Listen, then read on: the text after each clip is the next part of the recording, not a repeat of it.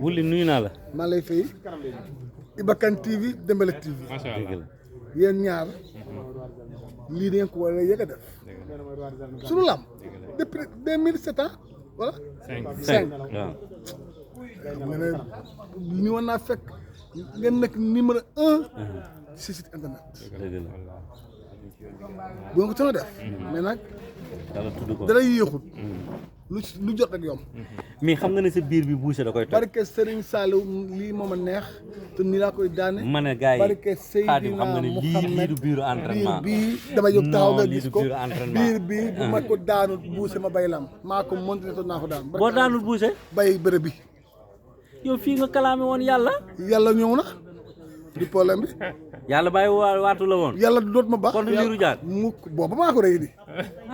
li ma def li jaan laa koy def. parce que Serigne Saliou waa léegi man passé naa loolu man ne la sa biir bii bouché dina ko toj. moo ma ëpp biir fuuf te billaahi sama biir bi dëgër na. lii xanaa ay xeer la. dem mooy tuma de Iba dama liggéey. loxo yi nag ñaa ngi koy namm ba léegi. combat bi waaw. dama bëgg ngeen gis Mbaye Diouf numéro 2. Bay Diouf numéro 2. waaw, bu force waaw. tranquille. waaw boobu balaa ak balaa classe bi. waaw. kon bëre nga koy andil. waaw ak xeex ba ma doon andi bu njëkk. Mbaye Diouf numéro 2 laay andi bi yoon. ndeysaan lan moo waral loolu changement bi. parce que combat bi daf maa ñor. ah damay bëreeg waxkat. waaw. di bëreeg ku mën na wax. ku rëy lameñ.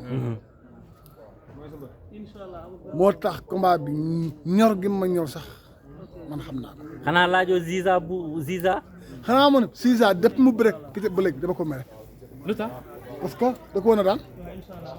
lu tax daanu ko nag. neexul loolu daan na. naqari non non est-ce que xam nga ne Ketchup day joué ci xelu nit ñi maanaam il est très intelligent boo ko xamul. boo ko xamee nag. doo jaaxal man dama ko xam. kon yow jaaxloo ko. mukk Ketchup 6 ans moo na ko lekk. mais dafa joué ci xelam. ba ñëw nii la ak moom tudd yoon. parce que Alaaji Fall. kon yow booy bëri Ziza sans pression. Ketchup Bousse barke Seydina Mohamed bu ñëwoon ci signature bi ma nax ko fii déedéet waay. bi daay ma door ko mais est-ce que ñeme nga fekk fu muy reeree nga këpp reeram. dama la ne Bousse mu ngi barke Alaaji Fallu fii boo lamb jë fu nu gisee xeex fu ma ko fekk tali bi mu ma gaare mu gaare ñu xeex parce que xam la dina war a reyante mais Iba lamb bu nu boolee ah dina war di reyante mais pour amateur mais tey bu kontaan leen dóorante fii nag. ñëwul di ñëwul. dafa daw. doo li ma gën a naqari magal ñëw mu ñëw ci magal gi jeex mu xam ne signature am na ci tamit mu bàyyi ko fi dëllu parce que lépp bañ face to face bi ak maak moom boo ko waajaloon yow. barke du ma ko xam na ko dama doon gars yi dama ko dóor gàmbi ah barke si bu ñëwoon tey dama ko duma kon li nga ko dencoon fa. dama pare lii macha allah maa ngi sant yàlla lii ma yëg ci sama yaram géej naa ko yëg ci doole géej naa koo yëg ci macha allah lu bari kon combat bi billahi wallahi taalaay combat une minute la. Ketchup dina ma rëy maam rëy Ketchup dina la rey. maam rëy ah une minute lay diire. man moom du ma bëre lu man maa ko wax du ma bëre lu weesu 3 minutes mënu ma ko sax ci 1 minute 2 minutes yéen ñuy reyante kenn daan tamaa koy daan Modou Lo Ama Baldé combat royal. combat roi yàlla de ah combat roi yàlla de loolu mooy loolu. yéey la mu yor combat ndeysaan.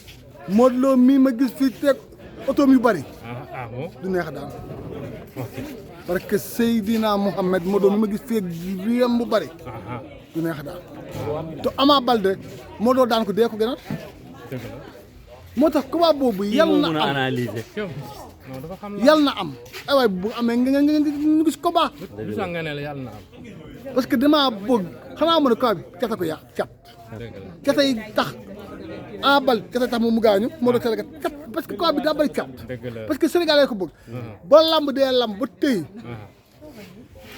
combat bu mel nii même combat Modou Lo ak Balla Gaye bu njëkk ba est-ce que bii moo gën a 2010. dansé xam nga la moo tax Modou Lo dafa nekk roi des arènes waaw. premier sorteem waaw.